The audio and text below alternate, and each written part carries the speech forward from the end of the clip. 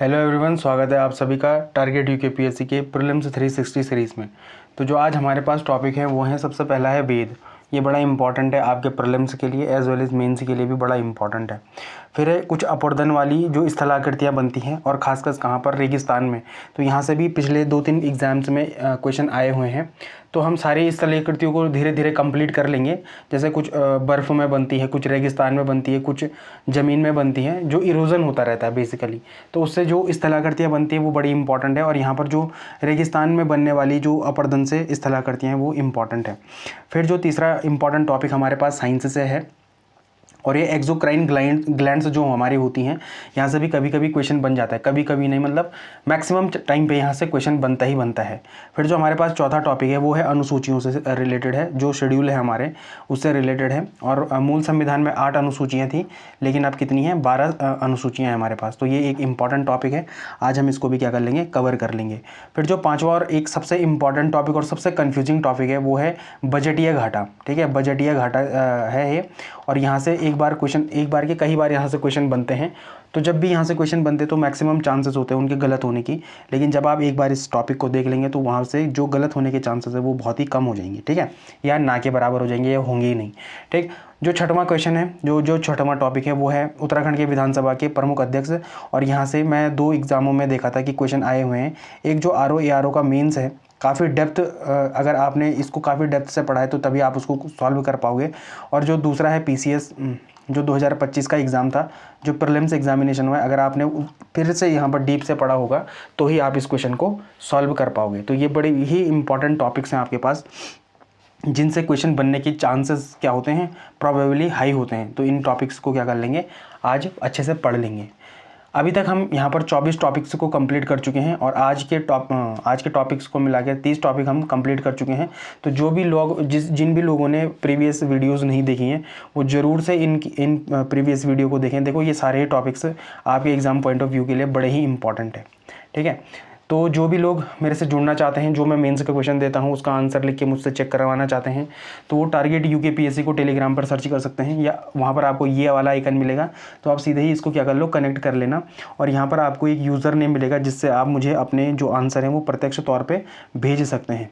ठीक है, और एक और हमने माइलस्टोन रखा है, जब इस चैनल पे 1000 सब्सक्राइबर्स हो जाएंगे, ठीक है, तो हम क्या कर लेंगे, CSET शुरू कर लेंगे। ठीक है, ये भी आपके पेपर के लिए बड़ा इंपॉर्टेंट एक क्या है, टॉपिक है। या जो हमारा सेकंड पेपर होता है किसमें, PCS में, या जो हमारे पास 50 क्वेश्चन होते हैं किसमें, लोअर PCS या RO में, तो वहाँ से बड़े इंपॉर्टेंट क्वेश्चंस आपके पास आ सकते हैं। ठीक है, तो यहाँ पर भी हम बहुत सारे टॉपिक्स को क्या करने की कोशिश करेंगे, कवर करने की कोशिश करेंगे। लेकिन कब, जब यहाँ पर 100,000 क्या हो जाएंगे, लोग जुड़ जाएंगे इस यूट्यूब चैनल से। तो ज़्यादा बात न करते हुए सबसे पहले देख लेते हैं, वेदों को देख लेते हैं। और वेद हमारे पास कितने प्रकार के होते हैं, 4 प्रकार के वेद हैं हमारे पास। ठीक है, तो वेद क्या होते हैं, वेद अपुरुष हैं। मतलब वेदों को क्या बोला गया है दूसरी भाषा में, या दूसरी भाषा में नहीं, वेदों को और क्या बोला जाता है, तो अपुरुषेय बोला जाता है। अपुरुषेय मतलब क्या होता है, किसी इंसान द्वारा नहीं रचे गए हैं ये। ठीक है, और श्रुति सुना हुआ ज्ञान है। तो वेद क्या है, एक तो अपुरुषेय हैं और दूसरा क्या है, श्रुति है, मतलब इनको केवल सुना गया ज्ञान है ये। ठीक है, और लगातार ये जो एक पीढ़ी से दूसरी पीढ़ी में गया है, ये लगातार याद करवा के या सुना के, ठीक है, या गा के ही आगे पीढ़ियों में क्या हुआ, ये इसका स्थानांतरण हुआ है। तो मुख्य रूप से वेद कितने प्रकार के होते हैं, हमारे पास 4 वेद हैं। और जो सबसे इंपॉर्टेंट वेद है, सबसे पहला वेद है वह है ऋग्वेद। तो ऋग्वेद क्या है, सबसे पुराना वेद है और सबसे महत्वपूर्ण वेद भी है। इसमें देवताओं की स्तुति प्रार्थना के क्या है, मंत्र है। ठीक है, इसमें मंडलों की संख्या क्या है, 10 है। और इसमें जो रचाएं हैं, ठीक है, इसमें कितनी रचाएं हैं, तो 10,462 क्या है, रचाएं हैं। एक इंपॉर्टेंट फैक्ट है ये। और इसमें सूक्त हैं, तो 10,028 क्या है, इसमें सूक्त हैं। ठीक, तो 10,028 क्या है, इसमें सूक्त हैं। तो ये बड़ा इंपॉर्टेंट एक हमारे पास क्या है, वेद है। इसकी विशेषता क्या है, तो प्रसिद्ध गायत्री मंत्र और महामृत्युंजय मंत्र हैं, वो इसी वेद से लिए गए हैं। इसमें प्रकृति की शक्तियों, जैसे हो गया अग्नि, इंद्र, वायु और सूर्य, इन देवताओं को मानकर इनकी क्या की गई है, स्तुति की गई है। तो ये इंपॉर्टेंट एक चीज़ है, ये एग्जाम में आ सकता है मतलब। फिर महत्व क्या है, यह ज्ञान और भक्ति का एक वेद है। तो यहाँ पर जो इसके मंडल है, जो 10 मंडल है, 10 मंडल में कुछ मंडल क्या है, बड़े इंपॉर्टेंट है, जो आपके पेपर के लिए बड़े ही इंपॉर्टेंट है। जैसा तीसरा मंडल है, तीसरे मंडल में क्या है भाई, गायत्री मंत्र है। और गायत्री मंत्र के रचयिता कौन है, तो ऋषि विश्वामित्र हैं। ठीक। और जो तीसरा मंडल है वो जो तीसरे मंडल में जो गायत्री मंत्र है वो किस देवता को समर्पित है, तो सूर्य देवता को क्या है समर्पित है। तो एक तो ये इंपॉर्टेंट क्या है मंडल है। फिर है सातवां मंडल, इसमें 10 राज्य युद्ध के बारे में है, 10 राजाओं का युद्ध का वर्णन है जो परुष्णी रावी नदी के तट पर लड़ा गया था। तो वही क्या था, 10 राज्य युद्ध था। तो ये कौन से मंडल में है, 7वें मंडल में। एक यहाँ पर 8वां मंडल है, यहाँ पर लिखना भूल गया था मैं। तो 8वें मंडल में एक शब्द आता है खिल। खिल्ल क्या होता है, तो जो खिल्ल है वो क्या है, हस्तलिखित रचनाओं के बारे में है। ठीक है, वो क्या है, हस्तलिखित रचनाएं होती है, जो हस्तलिखित रचनाएं हैं। ठीक है, वो क्या है, हस्तलिखित रचनाएं हैं। वो कौन से मंडल में है, तो वो 8वें मंडल में है। 8वें मंडल में क्या है, हस्तलिखित रचनाएं हैं। तो ये भी एक इंपॉर्टेंट मंडल है। फिर है 9वां मंडल। 9वां मंडल में किसकी बात करी गई है, सोम की बात करी गई है। और सोम क्या है, एक विशेष वनस्पति जिससे पेय बनता था, मतलब जो पीने वाला एक पदार्थ होता था सोम, वो कौन से मंडल में है, तो वो 9वें मंडल में। और वहाँ पर क्या है, सोम शब्द को क्या किया गया है, सोम शब्द के लिए समर्पित कौन सा मंडल है, तो 9वां मंडल है। तो ये भी हो गया। फिर 10वां मंडल क्या है, पुरुष सूक्त से संबंधित है। और पुरुष सूक्त यहाँ पर क्या है कि पहली बार वर्ण व्यवस्था को क्या किया गया था, बांटा गया था। किसमें, ब्राह्मण हो गया, क्षत्रिय हो गया, वैश्य हो गया, शूद्र। तो इनका जिक्र किसमें मिलता है, तो 10वें मंडल में मिलता है। फिर यहाँ पर जो ऋग्वेद में जो नदियाँ हैं, नदियों में जो सबसे इंपॉर्टेंट नदी है या सबसे ज़्यादा बार जिस नदी का जिक्र हुआ है, तो वो कौन सी नदी है, वो है सिंधु नदी। ठीक है, लेकिन सबसे पवित्र नदी कौन सी है, तो इसमें सरस्वती नदी को बोला गया है, जिसका क्या था, पूर्वोत्तर नाम, पूर्वोत्तर बोला मैं, पुराना वाला नाम क्या था, नदीतमा था। तो इसका जो पुराना नाम था सरस्वती का, ठीक है, वो क्या था, नदीतमा था। और गंगा का जिक्र केवल इसमें कितनी बार मिलता है, ऋग्वेद में तो केवल एक बार देखने को मिलता है। तो ये है। फिर है यजुर्वेद। तो यजुर्वेद एक इंपॉर्टेंट वेद है। यहाँ से क्या है, 2 बार 2 क्वेश्चन आए हैं। ठीक है, यहाँ से एक तो इसकी शाखाओं से आया है, ठीक है, और एक यहाँ से वाजस्नेयी से एक क्वेश्चन आया है। तो इसको देख लेते हैं। तो यजुर्वेद जो नाम है, यजुसु शब्द मतलब यज्ञ से संबंधित है। इसका जो विषय है यह कर्मकांड और यज्ञ वेदिकाओं का वेद है। इसमें बताया गया है कि यज्ञ और पूजा पाठ कैसे करना चाहिए। ठीक है, इसके 2 भाग हैं। कौन से भाग हैं, शुक्ल यजुर्वेद और कृष्ण यजुर्वेद। तो जो कृष्ण यजुर्वेद है इसमें क्या है, इसमें मंत्रों के साथ साथ उसकी व्याख्या भी मिली जुली है। तो यहाँ पर ये एक चीज़ तो ये इंपॉर्टेंट है कि भाई एक तो यजुर्वेद क्या होता है, गद्य और पद्य दोनों में होता है। ठीक है, एक तो यजुर्वेद क्या होता है, गद्य और पद्य दोनों में होता है। एकमात्र ऐसा वेद है ये जो गद्य और पद्य दोनों में लिखा गया है।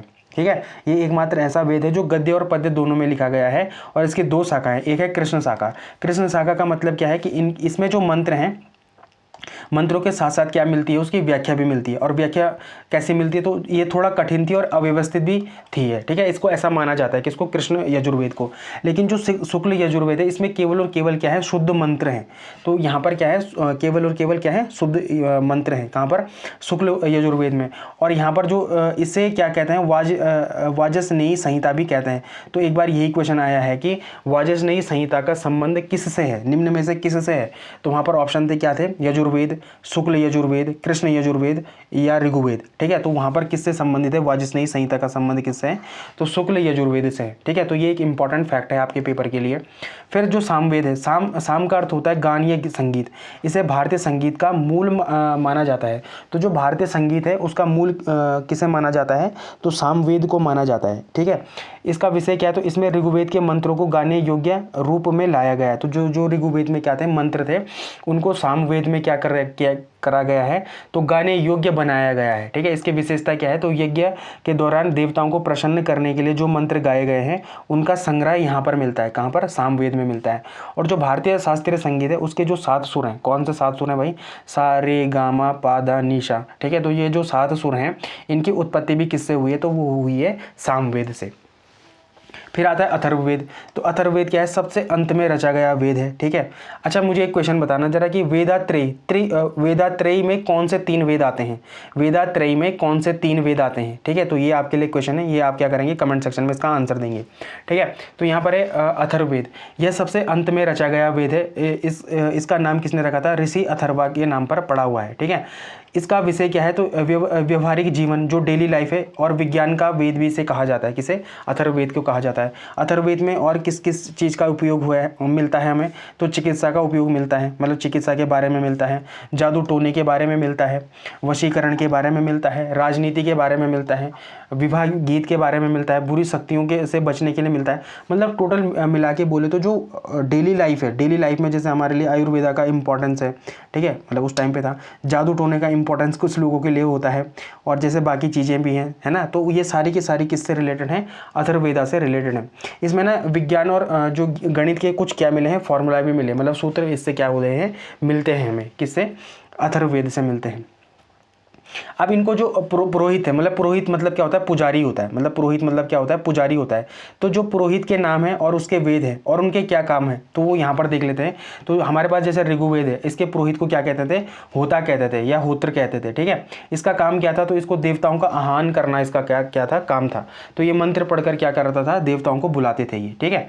फिर यजुर्वेद में क्या है, अर्धायु है, इनके पुरोहित को क्या कहते हैं, अर्धायु कहते हैं। किनके पुरोहित को, यजुर्वेद के पुरोहित को क्या कहते हैं, अर्धायु कहते हैं, ठीक है। इसका काम क्या था, तो यज्ञ की विधि और कर्मकांड को संपन्न कराना, ये किसका कार्य था, तो अर्धायु का काम था, ठीक है। फिर सामवेद में क्या पुरोहित का नाम क्या था, तो उद्गाता था, ठीक है। मंत्रों को संगीतबद्ध तरीके से या सुर में इसका क्या करना, गान करना, ठीक। तो ये भी इंपॉर्टेंट है। फिर अथर्ववेद में ब्रह्मा, तो ये क्या है, ये यज्ञ को का निरीक्षण करना और गलतियों को सुधारने का काम भी कौन करता था, तो ये अथर्ववेद में ब्रह्मा करते थे, ठीक है। अब इसके कुछ उपवेद हैं, तो उपवेद में हम देखेंगे कि इनके रचयिता भी कौन थे, ठीक है। तो ये यहाँ से एक क्वेश्चन बन सकता है आपके पास, तो ये इंपॉर्टेंट है। पहले है ऋग्वेद, तो ऋग्वेद का जो उपवेद है उसको क्या बोलते हैं, आयुर्वेद कहते हैं, ठीक है। ऋग्वेद के जो उपवेद हैं, ऋग्वेद का जो उपवेद है उसे क्या कहते हैं, आयुर्वेद कहते हैं। और आयुर्वेद का संबंध किससे है, चिकित्सा विज्ञान से संबंधित है। अब इसके जो रचनाकार हैं या रचयिता हैं, ठीक है, वो कौन है, वो हैं अपने धन्वंतरी। वो कौन है, धन्वंतरी है, ठीक है। वो कौन है, तो वो हैं धन्वंतरी, ठीक है। आपको ये याद रखना है कि जो आयुर्वेद के रचयिता हैं वो कौन है, धन्वंतरी हैं, ठीक है। फिर दूसरा वेद है हमारे पास, यजुर्वेद है। यजुर्वेद का जो उपवेद है वो क्या है, धनुर्वेद है, ठीक है। युद्ध कला के बारे में बताता है। तो जो धनुर्वेद के जो रचयिता हैं वो कौन है, जो धनुर्वेद के रचयिता हैं वो कौन है, वो है विश्वामित्र, वो है विश्वामित्र, ठीक। वो कौन है, विश्वामित्र, ठीक। तो आपको ये भी क्या करना है, याद रखना है, ये पेपर में आ सकते हैं कभी भी, ठीक है। फिर है सामवेद। सामवेद का संबंध, जो सामवेद का उपवेद है वो कौन सा है, गंधर्व वेद है। और गंधर्व वेद की जो रचयिता किसने करी है, तो इसके रचयिता कौन है, भरत मुनि। इसके रचयिता कौन है, तो भरत मुनि इसके क्या हैं, रचयिता हैं, ठीक है। तो ये, और गंधर्व वेद का संबंध किससे, संगीत और कला से इसका संबंध है। फिर अथर्ववेद है, और अथर्ववेद का उपवेद क्या है, अर्थशास्त्र या शिल्पवेद। और इसके जो रचयिता है वो कौन है, विश्वकर्मा है इसके रचयिता, ठीक है। वो कौन है, विश्वकर्मा इसके क्या है, रचयिता है। और इसका संबंध किससे है, तो भवन निर्माण और अर्थशास्त्र से इसका संबंध है। तो आप इसका क्या कर लो, एक बार स्क्रीनशॉट कर लो, ये क्या है, रचयिता है, ठीक है। इसको याद रखना, ये क्या है, रचयिता है, ठीक है, रचयिता, ठीक है। ये क्या है, रचयिता है। तो आपको क्या करना है, ये याद रखना है। आप इसका एक बार स्क्रीनशॉट कर लो, आपके पेपर के लिए क्या है, ये बड़ा ही इंपॉर्टेंट है। और एक बार मैं इसको क्या कर लेता हूँ, हटा लेता हूँ, बस 1 मिनट, ठीक। तो ये क्या है, ये इंपॉर्टेंट है आपके लिए। फिर आगे देखते हैं, तो वेदों का विभाजन। तो वेदों का विभाजन क्या किया गया है, तो वेदों को 4 भागों में बांटा गया है। पहला है संहिता, संहिता में बांटा गया है। यह मुख्य भाग है जिसमें मंत्र और देवताओं की क्या है, स्तुति है।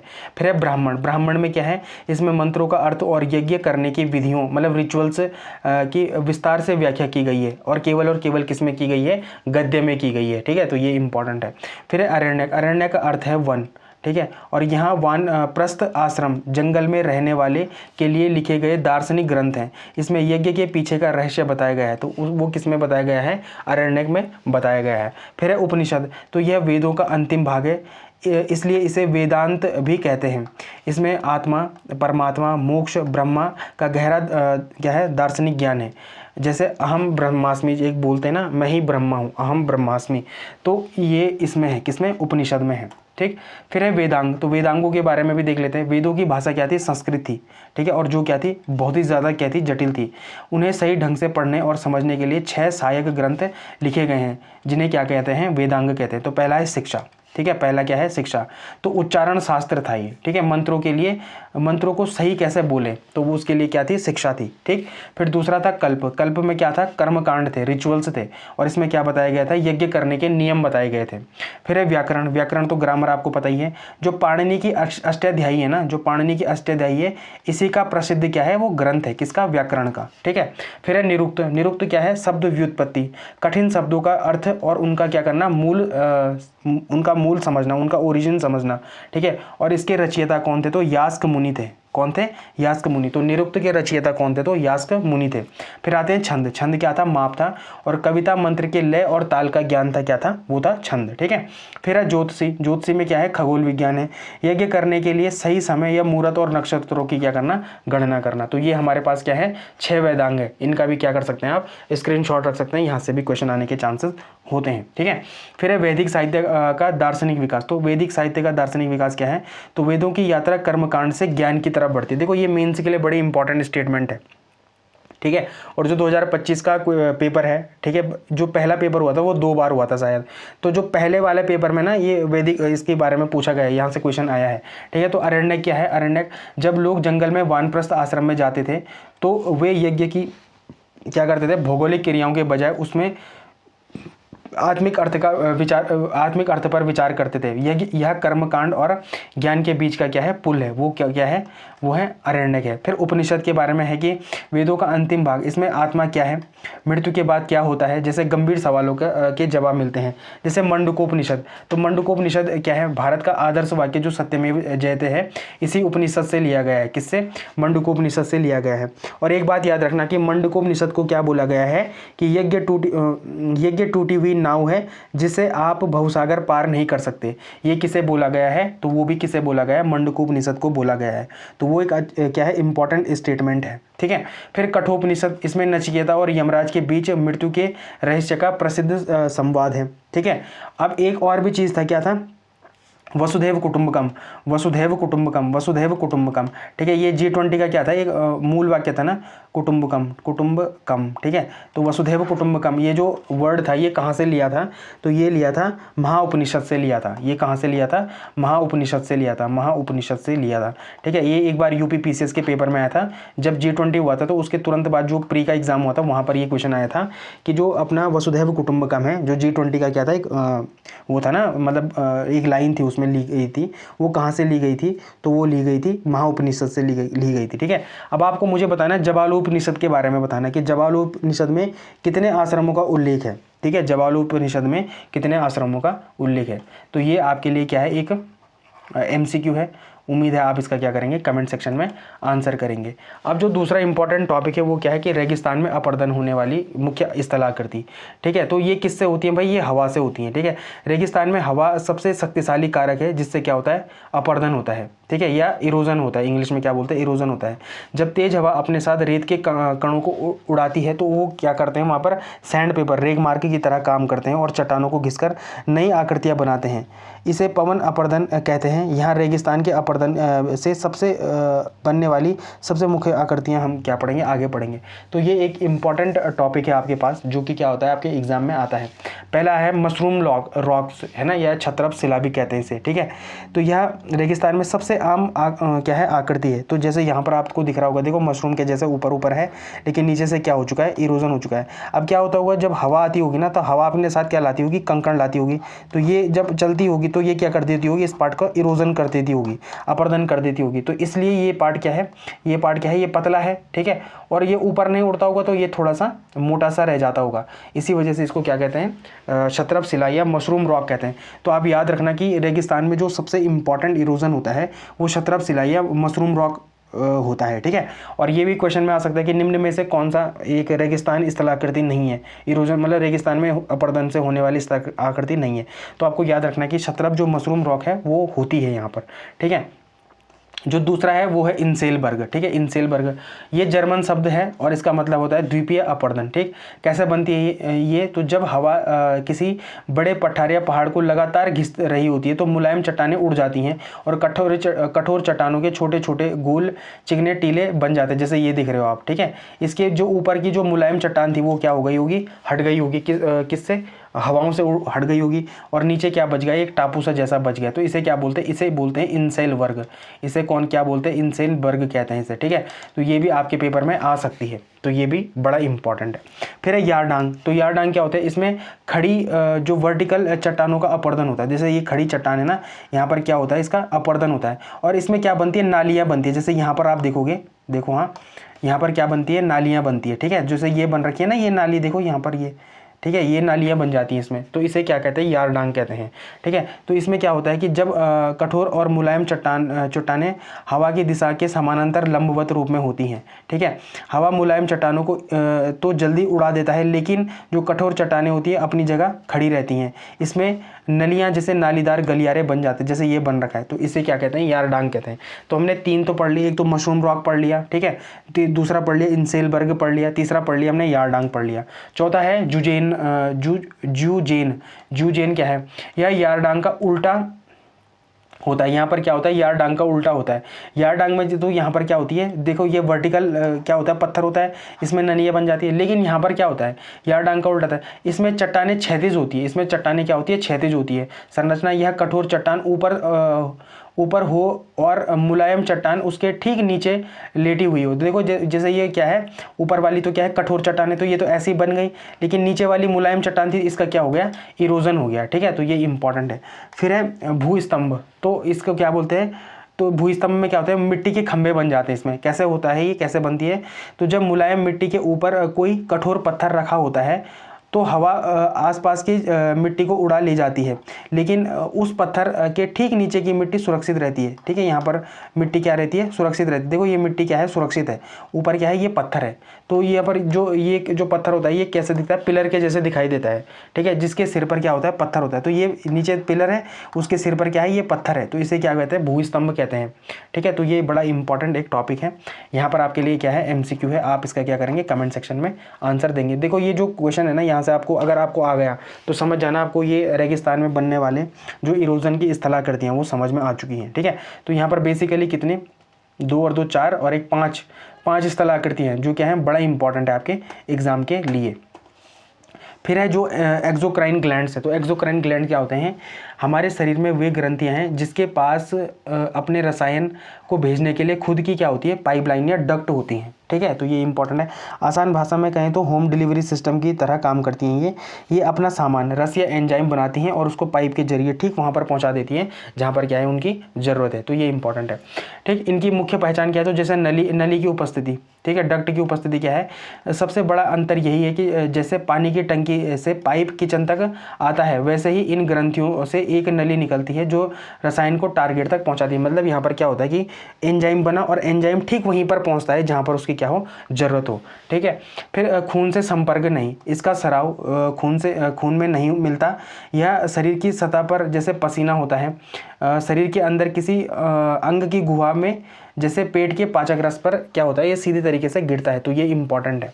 फिर इसका जो उत्पादन होता है, ये हार्मोन नहीं बनाती, ये मुख्य रूप से एंजाइम, म्यूकस, पसीना, तेल और लार बनाती है। मतलब जो हमारे सिंपली एक चीज़ बताएं तो जैसे म्यूकस है, म्यूकस तो सीधे सीधे आपको पता ही है, पसीना है वो आपके हाथों पे निकलता है, तेल और लार तो जैसे मुंह से निकलता है।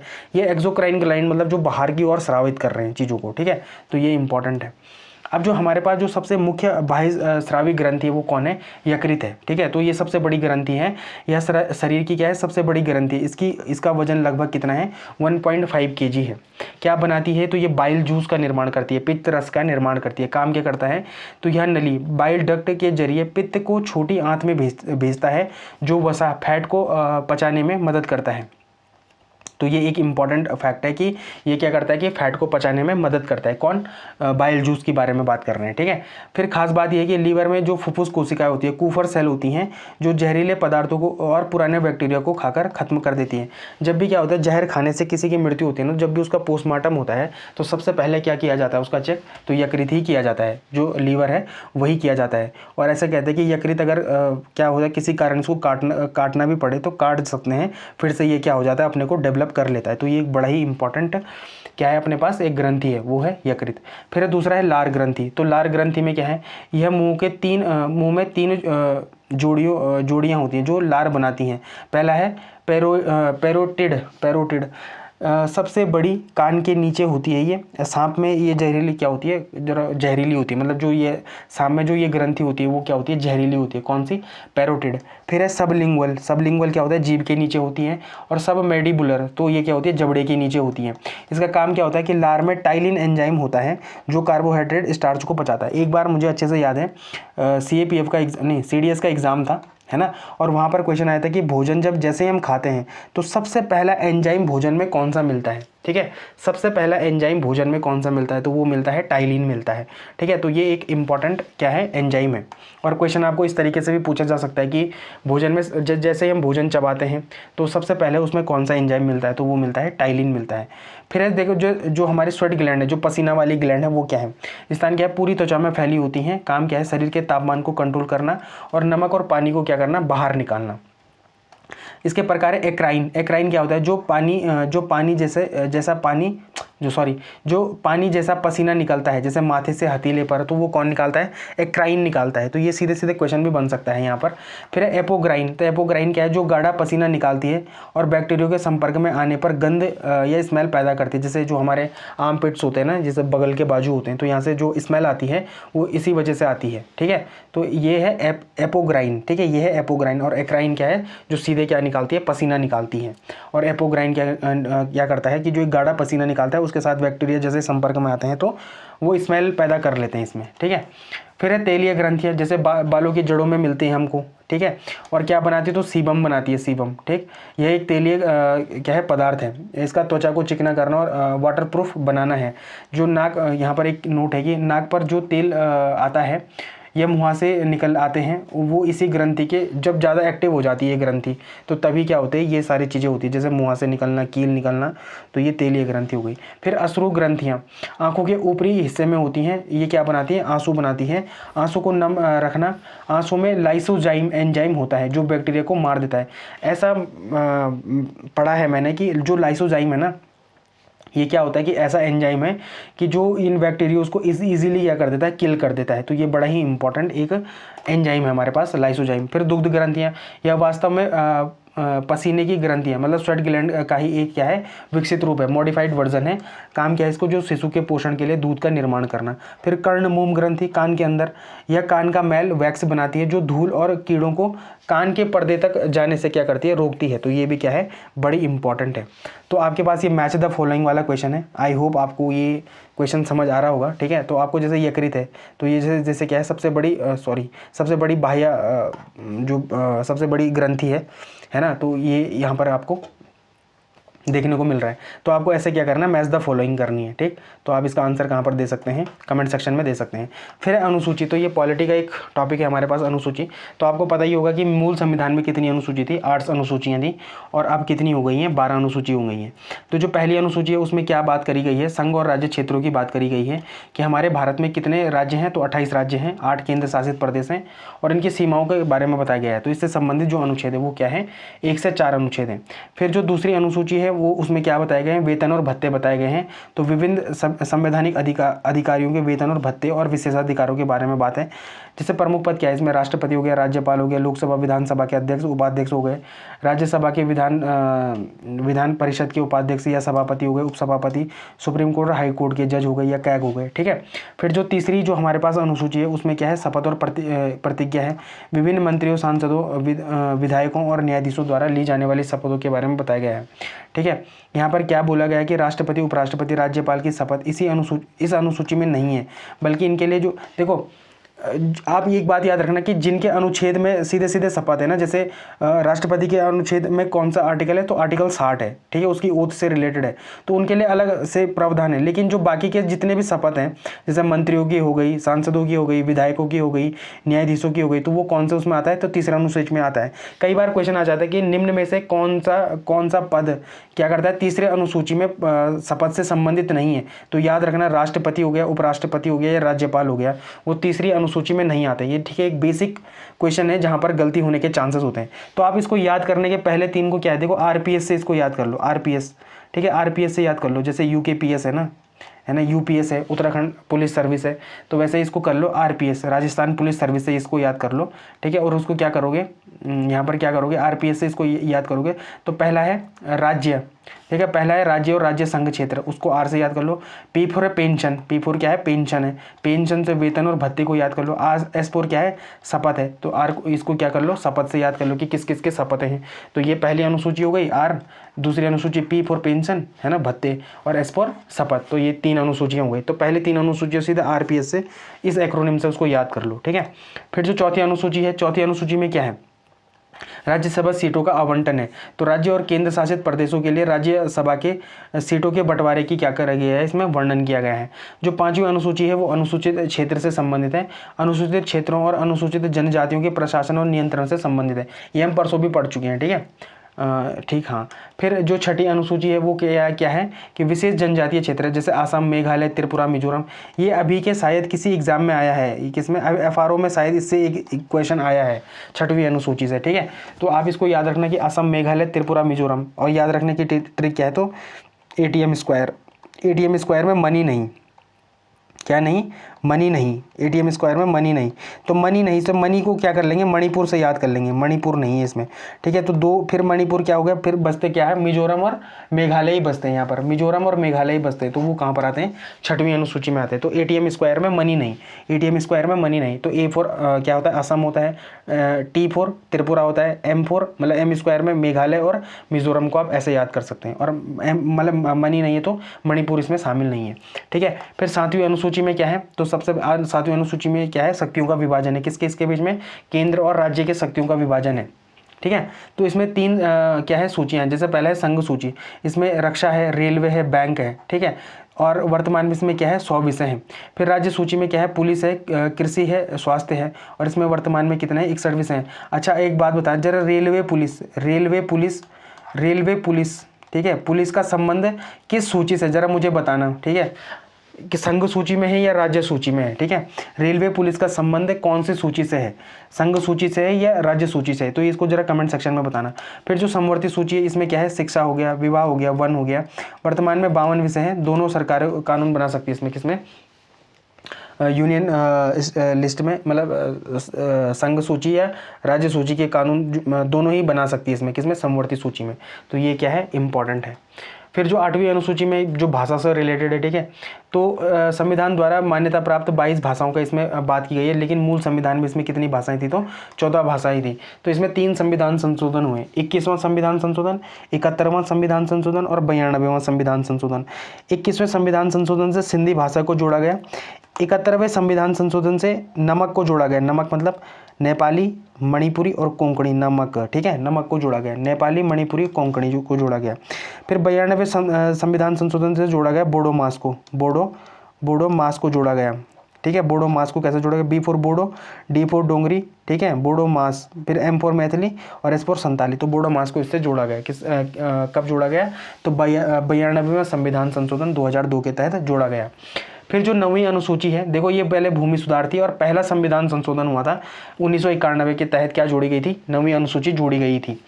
इसमें शामिल कानूनों को न्यायिक समीक्षा के से सुरक्षा प्रदान की गई थी। और हालांकि अब इसमें इसकी कुछ विशेष परिस्थितियों में समीक्षा की संभावना है, तो ये तो एक अलग चीज़ है, लेकिन ये पहला संविधान संशोधन भी कौन था, 9वीं अनुसूची थी। फिर 10वीं अनुसूची में दल बदल विरोधी कानून भी कहते हैं इसे, 52वां संविधान संशोधन से इसको जोड़ा गया था। सांसदों और विधायकों द्वारा पार्टी बदलने पर अयोग्यता से संबंधित ये रिलेटेड थी। अब बताना, एक 52वां संविधान संशोधन है दल बदल से रिलेटेड, एक और संविधान संशोधन है दल बदल से रिलेटेड, वो कौन सा है, इसको आपको क्या करना है, फाइंड आउट करना है। फिर 11वां संविधान जो 11वीं अनुसूची है हमारी, वो किससे रिलेटेड है, पंचायती राज से रिलेटेड है। और 73वां संविधान संशोधन 1992 के द्वारा इसे क्या किया गया, जोड़ा गया। और इसमें शक्तियों के विषय कितने हैं, तो 29 विषय हैं। इसमें कितने विषय हैं, 29 विषय हैं। और 12वीं संविधान संशोधन किससे रिलेटेड है, नगर पालिका से रिलेटेड है। और 74वां संविधान संशोधन 1992 द्वारा इसको जोड़ा गया। और इसमें कितने विषय हैं, तो इसमें 18 विषय हैं, ठीक है। तो ये सारी चीज़ें क्या हो जाती हैं, ख़त्म हो जाती हैं, मतलब इसका यहीं पे तक है ये। और ये आपके पास MCQ है, आई होप आप इसका क्या करेंगे, आंसर करेंगे, ठीक है। अब देख लें घाटे को, ठीक है। तो सबसे पहला होता है फिजिकल डेफिसिट, राजकोषीय घाटा। देखो ये एक बहुत इंपॉर्टेंट घाटा है, ठीक है। इसका मतलब क्या है, यह सरकार के कुल खर्च और उधार को छोड़कर, मतलब जो सरकार ने कुल खर्च किया है केवल और केवल इसमें से क्या हटाना है, उधार को हटाना है।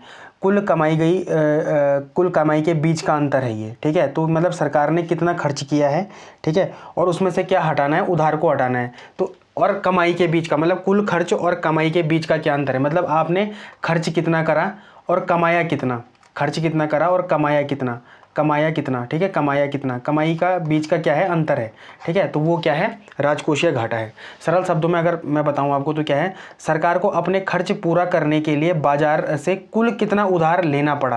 मतलब अगर सरकार ने कुछ खर्च किया है, किसी भी चीज़ में खर्च किया है, तो बाजार से उसे कितना उधार लेना पड़ा, वो क्या है, राजकोषीय घाटा है। तो इसका सिंपल फॉर्मूला क्या है, फिजिकल डेफिसिट मतलब राजकोषीय घाटा बराबर होता है टोटल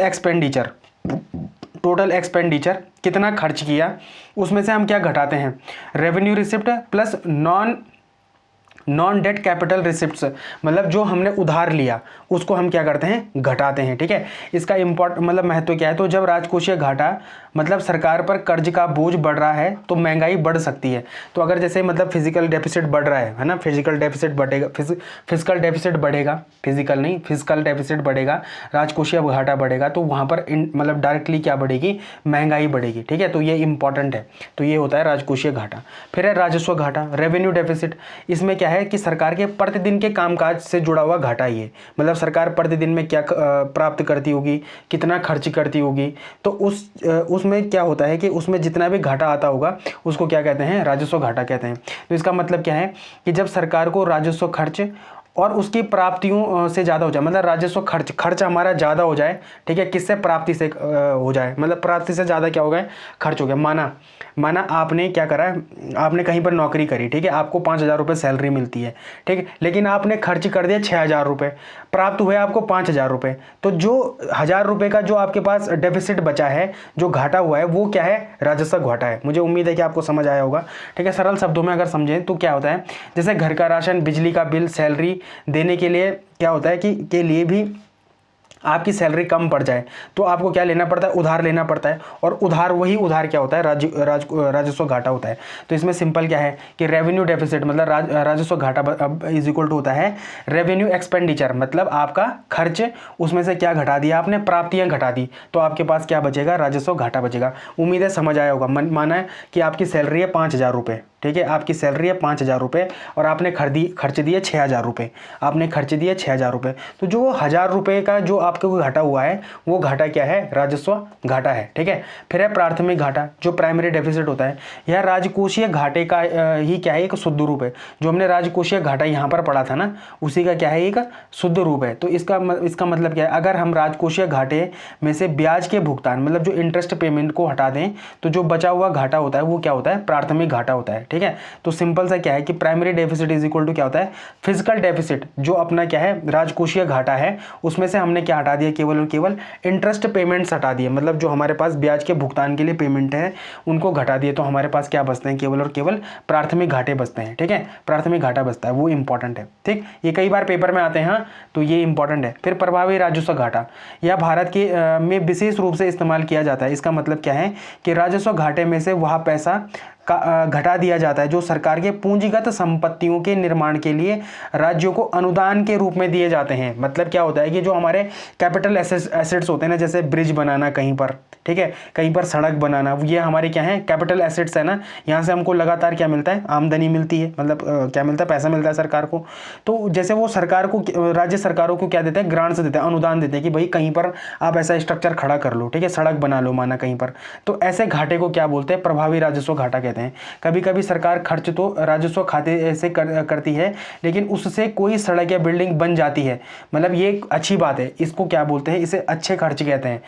इस घाटे मतलब यह घाटा उस अच्छे खर्च को ध्यान में रखता है, तो ये इंपॉर्टेंट है। मतलब जो ऐसे खर्च, मतलब जैसे ऐसे खर्च होते हैं ना जिनसे क्या बन जाता है, कोई हमारी क्या कैपिटल इंफ्रास्ट्रक्चर खड़ा हो जाता है, तो वहाँ पर लगातार हमको क्या मिलता है, पैसा मिलता है। अरे सिंपल सी बात देखो यार, जैसे आपने कहीं पर क्या करा, कहीं पर एक मकान किराए पे दे दिया, अब आपने मकान तो खुद अपने पैसों से खड़ा किया है ना, लेकिन आपने क्या दे दिया, उसको किराए पे दे दिया, तो आपको लगातार उससे क्या मिलता रहेगा, ग्रांट मिलता रहेगा, पैसा मिलता रहेगा, ठीक है। तो वो क्या होती है, एक अच्छी प्राप्तियां होती हैं आपको, मतलब अच्छे खर्चे, कहीं पर आपने खर्च किया तो इसको क्या बोलेंगे, आप अच्छा खर्च करेंगे। अगर आपने 2015 में माना गोल्ड में इन्वेस्ट किया होता, ठीक है, तो वो भी आपका क्या होता है, एक अच्छा खर्च होता। तो यही सब क्या होता है, प्रभावी राजस्व घाटा होता है, ठीक है। अब एक चीज याद रखना कि जो हमेशा विकसित देशों का जो बजट निकलता है ना, वो घाटे का बजट निकलता है। वो क्या निकलता है, घाटे का बजट निकलता है। कई बार ये क्वेश्चन आता भी है पेपर में कि जो विकसित देशों का जो बजट निकलता है वो कैसा बजट होता है, तो वो होता है घाटे का बजट होता है, ठीक है। अब देखो आपके पास ये क्या है, एक उत्तराखंड का टॉपिक है, ठीक। तो यहाँ पर जो पिछले साल पीसीएस का ही क्वेश्चन है, ये पीसीएस का क्वेश्चन है कि निम्नलिखित में से किसके द्वारा उत्तराखंड में विधानसभा के अध्यक्ष और प्रोटेम अध्यक्ष की भूमिका का निर्वहन एक से अधिक बार किया गया है। तो वो कौन थे? हरवंश कपूर इसका आंसर था। अभी हम इसके बारे में डिटेल में देखेंगे, ठीक है। तो ये आपकी परीक्षावाणी का ही क्या है, फोटो है। ये क्रोनोलॉजिकल ऑर्डर में, तो जो आरओ का मेंस था वहाँ पर यही पूछा था कि क्रोनोलॉजिकल ऑर्डर में लगाओ, विधानसभा के अध्यक्षों को क्रोनोलॉजिकल ऑर्डर में लगाओ, ठीक है। तो अंतरिम कौन थे? प्रकाश पंत थे। पहले कौन थे? यशपाल आर्य थे। फिर द्वितीय कौन थे? हरवंश कपूर थे। तृतीय कौन थे? गोविंद सिंह कुंजवाल थे। चतुर्थ कौन थे? प्रेमचंद्र अग्रवाल थे। और पांचवें कौन है? रितु खंडूड़ी। और ये पहली महिला विधानसभा क्या है, अध्यक्ष हैं, जो कि क्या है, महिला हैं, ठीक। तो ये इंपॉर्टेंट है। तो पहले प्रकाश पंत, तो ये इनका महत्व क्या है? ये उत्तराखंड के प्रथम अंतरिम विधानसभा अध्यक्ष थे। अन्य भूमिकाओं में क्या है कि ये उत्तराखंड के वित्त मंत्री और संसदीय कार्य मंत्री भी रहे हैं। विशेष तथ्य क्या है कि उन्हें उनकी सौम्यता और संसदीय प्रक्रियाओं के गहरे ज्ञान के लिए जाना जाता है। प्रकाश पंत के नाम पर पिथौरागढ़ में एक मेडिकल कॉलेज का नाम भी रखा गया है। चलो ये तो एक एक्सटर्नल फैक्ट हो गया, अगर आप इसको रिटेन करना चाहते तो कर लें, वरना इसको कोई बात नहीं, इरेज भी कर सकते हैं। फिर यशपाल आर्य हैं, यह राज्य के पहले निर्वाचित विधानसभा अध्यक्ष थे, ठीक है। ये विधानसभा प्रथम क्या थे? निर्वाचित अध्यक्ष थे। राजनीति में सफल, इन्होंने कांग्रेस और भाजपा दोनों दलों के महत्वपूर्ण कैबिनेट मंत्री पदों पर क्या किया था? कार्य किया था, ठीक है। और वर्तमान में उत्तराखंड के विधानसभा के नेता प्रतिपक्ष मतलब लीडर और अपोजिशन में भी क्या निभा रहे हैं? ये भूमिका निभा रहे हैं। कौन? यशपाल आर्य। फिर तीसरे हरवंश कपूर, तो यहीं से वो क्वेश्चन भी बना था, ठीक है। तो ये क्या है कि ये देहरादून कैंट सीट से लगातार 8 बार विधायक रहे हैं। ये एक बहुत अच्छा रिकॉर्ड है, एक बड़ा रिकॉर्ड भी है, ठीक है। इनकी पहचान क्या है? उन्हें संसद में अनुशासन बनाए रखने और नए विधायकों को प्रशिक्षित करने के लिए याद किया जाता है। 2017 में चौथी विधानसभा में उनको क्या नियुक्त किया गया था? प्रोटेम स्पीकर भी नियुक्त किया गया था, ठीक है। तो ये प्रोटेम स्पीकर भी थे, ठीक है। और यहाँ पर क्वेश्चन क्या था? सिंपल था, देखो विधानसभा के अध्यक्ष और प्रोटेम स्पीकर की भूमिका में का निर्वहन एक से अधिक बार भी किया है इन्होंने, ठीक है। तो ये इंपॉर्टेंट यहाँ से फैक्ट बनता है हरवंश कपूर के बारे में। फिर है गोविंद सिंह कुंजवाल, चर्चा में क्यों है? उनके कार्यकाल के दौरान 2016 में उत्तराखंड में राजनीतिक संकट आया था। तो ये पूछा जा सकता है अगली बार कि ऐसे कौन से विधानसभा अध्यक्ष थे जिनके टाइम पर क्या आया था? उत्तराखंड में राजनीतिक संकट आया था। तो वो कौन थे? गोविंद सिंह कुंजवाल थे, जिसमें उन्होंने 9 बागी विधायकों को अयोग्य घोषित किया था। वे अल्मोड़ा के जागेश्वर सीट का प्रतिनिधित्व करते हैं। तो ये भी इंपॉर्टेंट है। तो जैसे गोविंद भगवान श्री कृष्ण का ही क्या है? उपनाम है। तो यहाँ पर आप याद रख लो कि जो उत्तराखंड में संकट आया था, जो राजनीतिक संकट आया था, तो उसे किसने निकाला था बाहर? गोविंद मतलब भगवान श्री कृष्ण ने निकाला था, ठीक है। तो ऐसे भी याद कर सकते हैं। फिर है प्रेमचंद्र अग्रवाल, ठीक है। तो ये क्या है? ऋषिकेश विधानसभा क्षेत्र के विधायक हैं। उनके कार्यकाल के दौरान उत्तराखंड विधानसभा में पेपरलेस प्रणाली की दिशा में महत्वपूर्ण कदम उठाए गए थे। तो ये भी क्वेश्चन में आ सकता है कि ऐसे कौन से विधानसभा अध्यक्ष थे जिनके टाइम पे क्या हुआ था? पेपरलेस कार्यकारिणी, मतलब जो अपना क्या है ई विधान की बात करी गई है, वो कौन थे विधानसभा अध्यक्ष थे? तो वो कौन थे? प्रेमचंद्र अग्रवाल थे, ठीक है। फिर छठवें हैं रितु खंडूड़ी भूषण। तो ये क्या है कि यह उत्तराखंड के इतिहास में पहली महिला क्या है? विधानसभा अध्यक्ष हैं। तो ये एग्जाम के लिए तो इंपॉर्टेंट है ही है। साथ में क्या है? ये पूर्व मुख्यमंत्री भुवन सिंह खंडूड़ी की सुपुत्री हैं। तो ये तो चलो इंपॉर्टेंट क्या ही है, पर ये कोटद्वार विधानसभा क्षेत्र से निर्वाचित हैं। तो ये आपके लिए क्या है? एक MCQ है। उम्मीद है आप इसका क्या करेंगे? कमेंट सेक्शन में आंसर करेंगे। लेकिन मैं आपको एक चीज़ बताता हूँ, इसको क्रोनोलॉजिकल ऑर्डर में याद करना है, ठीक है। तो इसको याद करने की एक ट्रिक है मेरे पास, थोड़ा सा खतरनाक ट्रिक है, लेकिन मुझे पूर्ण उम्मीद है आपको याद हो जाएगा। तो आप इसको क्या कर सकते हैं? प्रिया से इसको याद कर लो, प्रिया, ठीक है। प्रिया, प्रकाश पंत, और या से यशपाल आर्य, प्रिया, हगो, ठीक है। हा से हरवंश कपूर, हगो, गोविंद सिंह कुंजवाल, ठीक है, हगो, प्रेम से, ठीक है। तो आपको पहले 5 याद हो जाएंगे, और वर्तमान में रितु खंडूड़ी तो याद है ही, ठीक है। तो प्रिया, हगो, प्रेम से, ऐसे आप इसको याद कर लो। तो ये आपको क्या हो जाएगी? लंबे टाइम तक के लिए याद हो जाएगी। तो इसमें याद रखना कि जो पहले प्रिया में प्रकाश पंत है वो क्या है? अंतरिम है, ठीक है। बाकी आपको याद हो ही गए। और वर्तमान में क्या है? तो रितु खंडूड़ी है। तो उम्मीद है आपको ये वीडियो अच्छा लगा होगा। अगर अच्छा लगा है तो लाइक, शेयर, सब्सक्राइब, कमेंट ज़रूर करें। धन्यवाद।